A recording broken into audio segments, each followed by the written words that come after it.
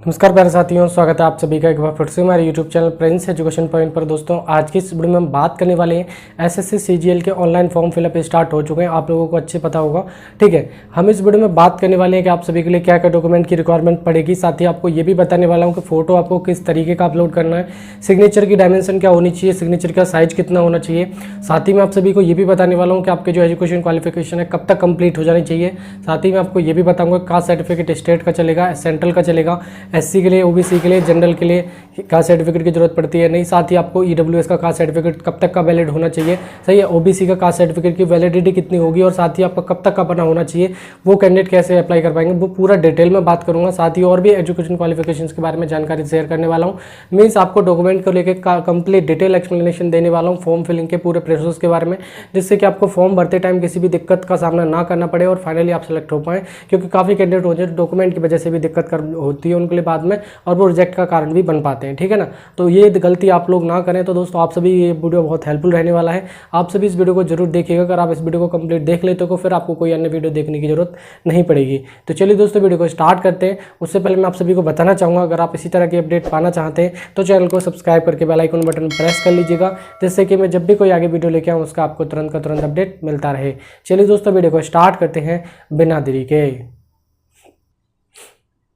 तो चलिए दोस्तों, वीडियो को स्टार्ट करते हैं। सबसे पहले मैं आप सभी को बताना चाहूँगा, अभी तक आपने अपना फॉर्म फिलअप नहीं किया है तो आप फॉर्म फिलअप कर दीजिएगा, क्योंकि लास्ट टाइम पे जो है वेबसाइट बहुत ज़्यादा हैंग होने लगती है, बहुत ज़्यादा दिक्कत करने लगती है। ठीक है, क्योंकि वेबसाइट एरर आता है, बार बार किसी तरीके से आपका फॉर्म भरने में दिक्कत होती है, तो आप कंप्लीट नहीं कर पाते अपने फॉर्म को। ठीक है ना, तो आप टाइम से अपना फॉर्म भर दीजिएगा। फॉर्म कैसे भरना है उसके रिगार्डिंग मैंने अपने यूट्यूब चैनल पर वीडियो बना दिया है, साइड में आपको वीडियो दिख रहा होगा, ये वीडियो आप लोग देख के आप फॉर्म अपना अप्लाई कर सकते हो। ठीक है भाई, ये चीज़ क्लियर हो गई। साथ ही आपको एजुकेशन क्वालिफिकेशन और सिलेबस, एग्जाम पैटर्न, इसके बारे में पूरा डिटेल वीडियो चाहिए तो आप लोगों को साइड में वीडियो दिख रहा होगा, वो वीडियो भी आप लोग देख सकते हो।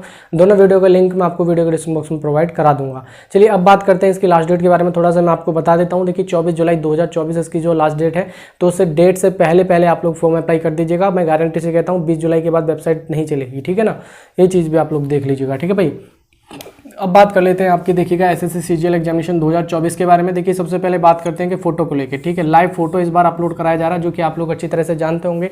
और फोटो पहले क्या होता था कि नॉर्मल फोटो अपलोड हो जाता, पासपोर्ट साइज फोटो करवाया आपने और कहीं से भी आप उसको अपलोड कर सकते थे।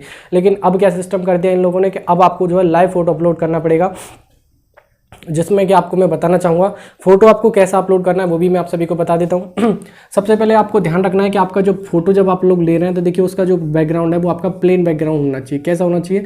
प्लेन बैकग्राउंड होना चाहिए। ठीक है ना, और साहब आपको पता है कि फोटो लाइव अपलोड होगा, तो लाइव फोटो आप लोग अपलोड कैसे करेंगे वो भी मैं आपको बता दूँ। देखिए, आप लोग क्या करेंगे, एक एसएससी में आपके मोबाइल फोन में कोई भी माई एसएससी के नाम से एक ऐप आता है, उस ऐप को आप लोग डाउनलोड कर लीजिएगा, जिसमें आपको अपना रजिस्ट्रेशन नंबर, पासवर्ड और कैप्चा कोड डाल के उसको लॉगिन करेंगे तो एक आपका फोटो के अपलोड फोटोग्राफ का ऑप्शन आएगा। जैसे आप उस पर क्लिक करेंगे तो आप लोग फोटो ले लेंगे। फोटो आपसे लिया जाता है तो ठीक है, नहीं तो आप क्या करें, किसी दूसरे बंदे की हेल्प लेके अपना पासपोर्ट साइज फोटो आप लोग खिंचवा सकते हैं। फोटो में आपको क्या ध्यान रखना है कि सबसे पहले तो आपका प्लेन बैकग्राउंड होना चाहिए। कैसा बैकग्राउंड होना चाहिए? प्लेन होना चाहिए। साथ ही दोस्तों आपको बता रहा हूँ, कोई भी आप लोगों को चश्मा वगैरह नहीं पहना होना चाहिए। कैसा? कोई भी चश्मा आपसे नहीं पहना होना चाहिए, ये भी चीज़ का आपको ध्यान रखना पड़ेगा। साथ ही कोई भी कैप आप लोग नहीं पहन सकते। ठीक है, कैप वाला फोटो आप लोग नहीं अपलोड करें। और साथ ही जो आंखें हैं, देखिए आपकी आईज जो है प्रॉपर आई, ठीक है, आंखें जो है प्रॉपर क्या करें कि बिल्कुल आपके ठीक सामने नज़र हो, जिससे कि आपको जो कि आगे फॉर्म रिजेक्ट का सामना आपको ना करना पड़े। कहीं ऐसा ना हो कि फॉर्म मतलब फोटो जब करवा रहे हैं तो इसकी इस तरीके की निगाहें, इस तरीके की निगाहें, तो मतलब वो चीज़ें नहीं होनी चाहिए। साथ ही आपका फेस जो है वो एकदम ठीक सामने हो जब आप अपना फोटो करवाते हैं। ठीक है ना, ये चीज़ आपको को ध्यान रखना है। साथ ही आपको क्या करना है कि ये जो आपकी ईयर्स हैं, साथ ही आपके जो शोल्डर्स हैं, पूरी तरीके से आपको दिखाई दे। कम से कम देखिए, मैं आपको जितना दिख रहा हूँ यहाँ पे अब इस टाइम से, चेस्ट से थोड़ा सा नीचे या चेस्ट तक अगर आपका चल जाएगा, पासपोर्ट साइज इतना ही हो रहा है, चेस्ट तक आपका पूरा दिखना चाहिए, जिससे कि आपको ये लगे कि हाँ, हमने फोटो जो अपलोड किया है वो एकदम ठीक है और पासपोर्ट साइज फोटोग्राफ की तरह है। साथ ही पूरे शोल्डर्स वगैरह सब कुछ दिख रहे हैं और प्लेन बैकग्राउंड के साथ में अगर आप अपलोड करेंगे तो डेफिनेटली आपका फोटो जो है आपका सेलेक्ट होगा, आप रिजेक्ट का सामना बिल्कुल भी नहीं करोगे। ठीक है भाई, लेकिन आपको इस चीज़ों का ध्यान रखना है कि देखिए काफ़ी कैंडिडेट क्या करते हैं कि पीछे कुछ भी पड़ा हुआ है, ठीक है, कपड़े पड़े हुए हैं, कि कोई आपका बिस्तर दिख रहा है, कुछ दिख रहा है, या फिर आपका बेड पड़ा हुआ है, बर्तन दिख रहे हुए, वो ऐसा ही फोटो अपलोड कर देंगे। भाई वो फोटो अपलोड ना करें बिल्कुल भी, आपको दिक्कत का सामना करना पड़ेगा, फॉर्म रिजेक्ट भी हो जाएगा, 100% श्योर तरीके से कह रहा हूँ। ना ही फोटो आप ऐसा ना करें कि बिल्कुल आप जूम फोटो अपलोड कर रहे हैं, इस तरीके का फोटो अपलोड ना करें। जैसे मैंने आपको बताया उस चीज़ों का ध्यान रखना है, ठीक है। आई होप आपको क्लियरली तरीके से समझ में आ गया होगा। चलिए अब बात करते हैं कि आपके सिग्नेचर के बारे में थोड़ा सा, ठीक है। सिग्नेचर जो है आप देखिए, सिग्नेचर आप अपलोड करें तो देखिए 10 से 20 KB के बीच में आपको फोटो सिग्नेचर आप लोगों को अपलोड करना है, उसका साइज। साथ ही व्हाइट पेपर पे आप लोग व्हाइट पेपर से आप लोग पेन पे आप लोग करोगे, ब्लू या ब्लैक पेन से, जैसे आप करना चाहते हैं। क्या करेंगे, व्हाइट पेपर लेंगे, उस पर अपना साइन जैसे आप करेंगे वैसे कर लेंगे। उसके बाद आपको क्या करेंगे, उसका फोटो कैप्चर करेंगे और उसका जो साइज है वो आपको लोग देख सकते हैं 10 से 20 KB के बीच में आप उसको बना लेंगे। साथ ही देखिए जो हाइट एंड विड्थ है आपकी 6 यानी 2/6 आपकी होनी चाहिए। ये चीज़ आपको अपना ध्यान में रख लेना है, ठीक है। ये चीज़ समझ में आ गई, ठीक है। यानी कि लंबाई जो होनी चाहिए वो आपकी 2 सेंटीमीटर और आपकी जो उसकी जो है जो आपकी लंबाई है वो आपकी 6 सेंटीमीटर होनी चाहिए और हाइट जो आपकी कितनी होनी चाहिए, 2 सेंटीमीटर होनी चाहिए, ठीक है। ये चीज़ आपकी क्लियर होगी। हाइट इसका आपको यानी ध्यान रख लेना है। ये फोटो और सिग्नेचर की वजह से मैं आपको बता रहा हूँ, एसएससी सिलेक्शन पोस्ट में काफ़ी फॉर्म रिजेक्ट हुए हैं और एसएससी सीपीओ में भी काफ़ी फॉर्म रिजेक्ट हुए हैं। उनका कारण क्या था, केवल और सिग्नेचर और फोटो, ये 2 रीजन से ज़्यादातर फॉर्म रिजेक्ट होते हैं। नहीं तो आप कुछ भी एजुकेशन क्वालिफिकेशन कुछ भी डाल दो भाई, नंबर डाल दो, कुछ भी डाल दो, अपने नाम की जगह कुछ भी डाल दो, फॉर्म रिजेक्ट नहीं होगा। एडमिट कार्ड तो आपका आएगा 100%, ठीक है।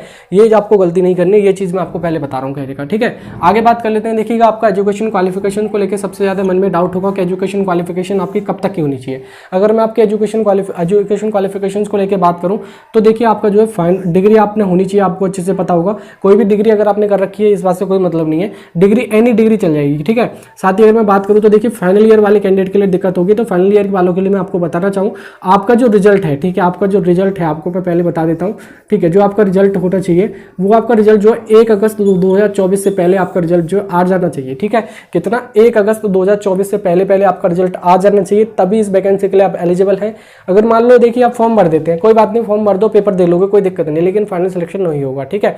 मान लो अगर आपका रिजल्ट जो है 1 अगस्त के बाद 2 अगस्त को भी रिजल्ट आता है, फिर आप लोग नहीं, मतलब वो कहते हैं एलिजिबल नहीं होगे, क्योंकि फाइल मतलब एलिजिबल हो जाते हैं, जैसे कि आप फॉर्म भर सकते हो, पेपर दे सकते हो, लेकिन आपका डॉक्यूमेंट वेरिफिकेशन में आप निकाल दी जाओगे। ये चीज़ आपको ध्यान में रख लेनी है, ठीक है। कोई ऐसा कैंडिडेट है जिसको ये लग रहा है कि मैं भी सेकंड ईयर में हूँ, मैं फिर भी फॉर्म भर सकता हूँ, भाई भर सकता है, इसमें कोई दिक्कत नहीं है। आपके रोल नंबर मांगेगा और कुछ नहीं मांगता, और अपना 2024 में सेलेक्ट कर लेना, आप उसको दे लोगे। पेपर देखना है कैसे देना है तो वो आप देख सकते हो, कोई दिक्कत वाली बात नहीं है, ठीक है ना। बाकी आप लोगों को ध्यान रखना है कि अगर आप फाइनल ईयर में हैं और आपका रिजल्ट आ चुका है इतने डेट से पहले यानी 1 अगस्त 2024 से पहले अगर आपका रिजल्ट आ जाता है तो कोई दिक्कत नहीं, फिर तो आप कोई दिक्कत नहीं होने वाली आपके डॉक्यूमेंटेशन में। लेकिन अगर आपका रिजल्ट इस डेट से बाद में आता है तब आपको दिक्कत होगी, ठीक है।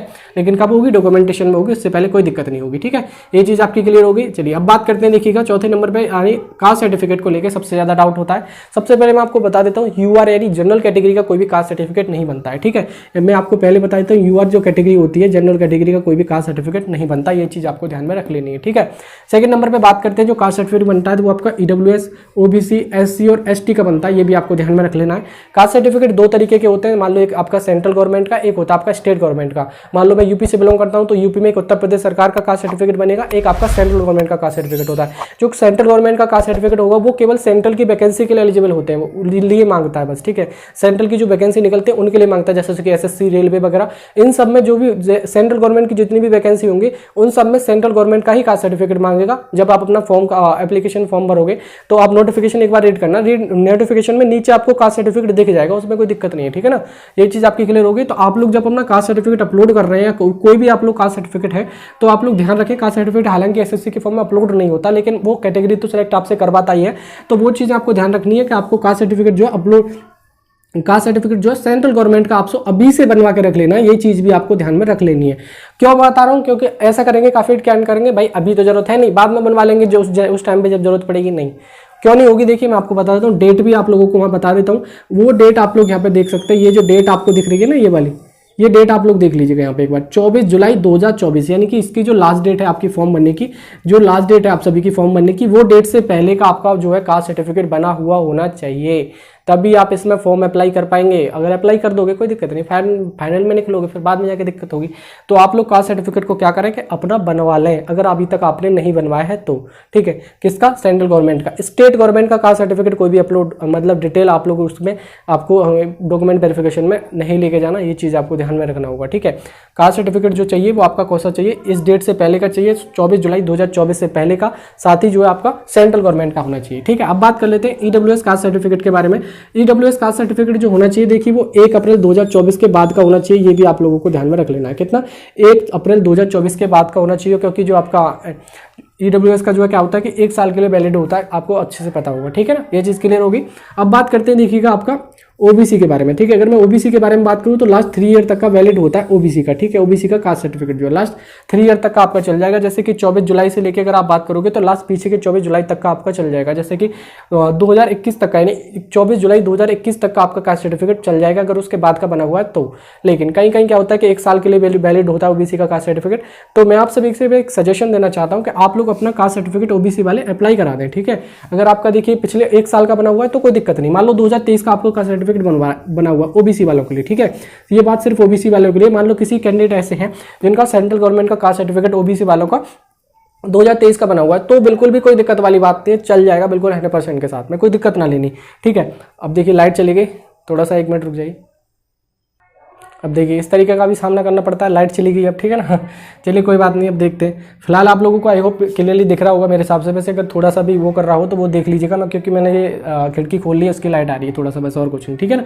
तो 2023 तक का आपका कास्ट सर्टिफिकेट बना हुआ है, 2023 का भी वो भी चल जाएगा, कोई दिक्कत नहीं है। लेकिन अगर आपका नहीं बना हुआ है ना तो आप लोग क्या करें भाई, न्यू कास्ट सर्टिफिकेट बनवा लें, उसमें आपको दिक्कत होने वाली है बाद में अगर आप करते हैं फिर, ठीक है। क्योंकि बाद में कुछ दिक्कत हो बाद में, उससे बढ़िया है कि आप अपना कास्ट सर्टिफिकेट फिर से भी नया बनवा लीजिएगा, ठीक है। ये चीज़ आपकी क्लियर होगी। चलिए अब बात करते हैं देखिएगा SC ST वालों के लिए। SC ST वालों के लिए अगर आपने कास्ट सर्टिफिकेट कभी भी बनवाया, 2 साल पहले भी बनवाया, 3 साल पहले भी कास्ट सर्टिफिकेट अगर आपने बनवाया तो कोई दिक्कत नहीं, उनका कास्ट सर्टिफिकेट चल जाता है। वो कास्ट सर्टिफिकेट ऑलवेज वैलिड होता है, देख लीजिएगा, ऑलवेज वैलिड है, नहीं हमेशा वैलिड होता है, लेकिन सेंट्रल गवर्नमेंट का बना हुआ होना चाहिए, ये भी आपको ध्यान रखना है। अब बात करता हूँ, काफ़ी कैंडिडेट पूछेंगे भाई ऑनलाइन वाला चलेगा, ठीक है, ऑनलाइन वाला चलेगा या फिर आपका ऑफलाइन वाला चलेगा, ठीक है। ऑफलाइन वाला देखिए, ऑफलाइन, ठीक है, मैं आपको बता देना चाहता हूँ, देखिए ऑनलाइन वाला भी चल जाएगा और ऑफलाइन वाला भी चल जाता है, ठीक है। अगर आप कास्ट सर्टिफिकेट के जो फॉर्मेट दे रखे हैं SSC के नीचे, यानी कि आप उसके नोटिफिकेशन में देखोगे, अगर आपका वो बना हुआ है तो चल जाएगा वो भी। और अगर आपके यहाँ ऑनलाइन ही बनता है तो ऑनलाइन वाला भी चल जाएगा, कोई दिक्कत नहीं है, ठीक है। ये चीज़ आपको ध्यान रखनी है, ऑनलाइन वाला भी चल जाता है, ऑफलाइन वाला भी चल जाता है, ठीक है। चलिए अब बात करते हैं देखिएगा आपके फॉर्म अप्लाई के बारे में थोड़ा सा। फॉर्म अप्लाई में आपको सबसे पहले आपका नाम जो भी है, देखिए आपको नाम, डेट ऑफ बर्थ वगैरह जो भी डिटेल डालते हैं, देखिए 10th की मार्कशीट के अकॉर्डिंग डालें। क्योंकि देखिए काफ़ी कैंडिडेट क्या करते हैं कि उसके आधार कार्ड में दिक्कत होती है, उसके आधार कार्ड की डेट ऑफ बर्थ अलग होती है और 10th की मार्कशीट की डेट ऑफ बर्थ अलग होती है, ठीक है। आधार कार्ड इतना जरूरी नहीं होता जितनी आपकी 10th की मार्कशीट होती है, ठीक है। क्योंकि देखिए 10th की मार्कशीट में आप करेक्शन नहीं करा सकते, करेक्शन आप अपने आधार कार्ड में करा सकते हो। तो ये चीज़ मैं आपको पहले बता रहा हूँ कि आप अपनी जो भी डिटेल डाल रहे हैं, जैसे कि आपका नाम, पिताजी का नाम, माताजी का नाम, आपका डेट ऑफ बर्थ, साथ ही आपका स्कूल का नाम या कुछ भी डिटेल आप लोग जैसे कि डालते हैं, तो आप लोगों को क्या करना है कि आप अपना 10th की मार्कशीट के अकॉर्डिंग डालें, ठीक है। ये चीज़ आप लोगों को बेसिकली ध्यान रखनी है, ये चीज़ पहले से बता दे रहा हूँ आपको, ठीक है। चलिए अब बात करते हैं देखिएगा आपको स्क्राइब वाले कैंडिडेट के लिए। जो कैंडिडेट मान लो किसी भी तरीके से उनको दिक्कत है, जैसे कि पेपर देने में उनको दिखता नहीं है या फिर वो फिजिकली किसी भी तरीके से दिक्कत है उनको, तो उनको केवल स्क्राइब की जरूरत होती है। तो आप लोग जब फॉर्म भर रहे हैं तो कहीं ऐसा ना हो कि आप लोग यस कर दे रहे हैं, ठीक है। स्क्राइब केवल उनके लिए चाहिए होता है। स्क्राइब का मतलब है कि कोई कैंडिडेट आपका दूसरा बंदा होगा आपके साथ में जो जाएगा पेपर, वो करेगा आपका पेपर, ठीक है। मतलब आप बताओगे उसके लिए कि आप ऐसे से, वो आपको थोड़ी सी हेल्प करेगा पेपर में, ठीक है। ये चीज़ आप लोगों को ध्यान में रखनी है। स्क्राइब बस उसलिए होता है, ऐसा नहीं कि मतलब आप किसी भी तरह की आपको दिक्कत नहीं है, आप नॉर्मल बंदे हैं और फिर भी आपने स्क्राइब पे यस कर दिया, तो आप एडमिट कार्ड जब आप डाउनलोड होगा तो उसमें यस आएगा। जब आप अपना पेपर देने जाओगे तो वो बोलेगा भाई स्क्राइब कहाँ है और आपको दिक्कत कहाँ है, तो फिर आपको दिक्कत होगी तो आप पेपर नहीं दे पाओगे। तो इस वजह से आपको ध्यान रखना है फॉर्म भरते टाइम, ठीक है। अब बात करते हैं देखिएगा जो कैंडिडेट PWD वगैरह होते हैं, अगर आप PWD हैं तो यस करें, नहीं फिजिकल विद पर्सन, ठीक है। यानी कि देख सकते हैं फिजिकल विद पर्सन अगर आप हैं तो तब आप यस करें, नहीं तो आप नो ही करें, नॉर्मल अगर आप कैंडिडेट हैं तो, ठीक है। इन सब चीज़ों को आपको ध्यान में रखना है। जो भी चीज़ें मैंने आप सभी को बताई, अगर आप इन सब चीज़ों को ध्यान में रखते हैं तो बिल्कुल भी कोई दिक्कत आपके सामने आने वाली नहीं है और आप अपना अच्छे से फॉर्म को भर सकते हो, ठीक है ना। इसी तरीके से आपको ध्यान में रख लेना है भाई। जो भी अपडेट जानकारी मैंने आपके सभी के साथ में शेयर की है, आई होप आप सभी के लिए मेरे हिसाब से क्लियरली तरीके से सारी जानकारी समझ में आ गई होगी। ये जानकारी आप सभी के लिए बहुत ही हेल्पफुल थी। आई होप आप सभी को अच्छी लगी होगी जानकारी। अगर आपको अच्छी लगी हो दोस्तों तो प्लीज़ वीडियो को लाइक कर दीजिएगा, शेयर अपने यार दोस्तों में कर सकते हैं। दोस्तों अगर आप इसी तरह की अपडेट पाना चाहते हैं तो चैनल को सब्सक्राइब करके बेल आइकन बटन प्रेस कर लीजिएगा, जिससे कि मैं जब भी कोई आगे वीडियो लेके आऊँ उसका आपको तुरंत का तुरंत अपडेट मिल पाए। चलिए दोस्तों, बाकी मिलते हैं किसी नेक्स्ट वीडियो में, तब तक के लिए जय हिंद एंड वंदे मातरम।